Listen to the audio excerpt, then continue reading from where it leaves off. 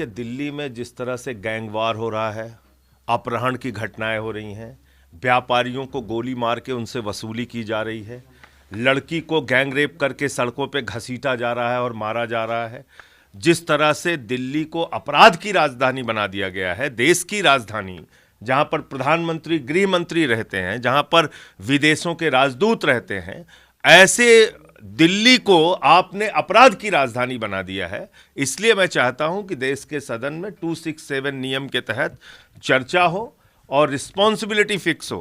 आपने राज्य सरकार के पास कानून व्यवस्था दी नहीं, आपने भारतीय जनता पार्टी के हाथों में ये कानून व्यवस्था दिल्ली की रखी, और दिल्ली में ना महिलाएं सुरक्षित, ना बुजुर्ग सुरक्षित, ना नौजवान सुरक्षित, ना व्यापारी सुरक्षित, यह हालत हो गई है। तो इसलिए हम चाहते हैं कि इस पे सदन के अंदर चर्चा कराई जाए। दूसरा विषय संभल का है। संभल के अंदर जिस तरीके से प्रशासन ने जानबूझकर, यह हिंदू मुस्लिम दंगा नहीं है, यह प्रशासन और मुसलमानों के बीच का झगड़ा है जिसमें 5 लोगों की जान गई। यह हिंदू मुसलमान का दंगा बिल्कुल नहीं है, यह दंगा है सिर्फ और सिर्फ उत्तर प्रदेश की सरकार द्वारा प्रायोजित दंगा, उत्तर प्रदेश की सरकार के द्वारा प्रायोजित हिंसा।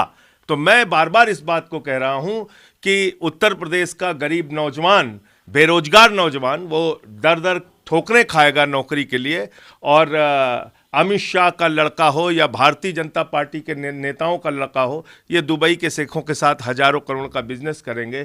तुम धंधा करो, हम धर्म के नाम पे झगड़ा करें, ये व्यवस्था चलेगी नहीं। तो इनको भी उजागर हम करना चाहते हैं, इसलिए मैंने 0 आवर का नोटिस दिया है। अडानी के मुद्दे पर जो है मुकुल रोहतगी ने आज पीसी की है, वो कह रहे हैं कि जो आरोप लगाए गए हैं उसमें गंभीर आरोप अडानी और उनके भांजे पे नहीं है, नंबर 1। नंबर 2 की जो ब्राइबरी का आरोप है उसमें कुछ स्पेसिफिक्स है नहीं यूएस इंडैक्टमेंट। अच्छा, 2200 करोड़ रुपए के रिश्वत देने का आरोप, हिंदुस्तान में महंगी बिजली बेचने का आरोप, अगर ये आरोप उनको बड़ा आरोप नहीं लगता तो मैं इसको बेशर्मी ही कह सकता हूं, इससे ज्यादा कुछ नहीं कह सकता।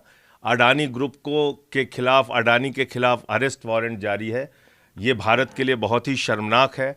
ऑस्ट्रेलिया हो, कीनिया हो, बांग्लादेश हो, मॉरिशस हो, और अभी फ्रांस में भी उनके प्रोजेक्ट्स को कैंसिल किया जा रहा है, ठेकों को कैंसिल किया जा रहा है।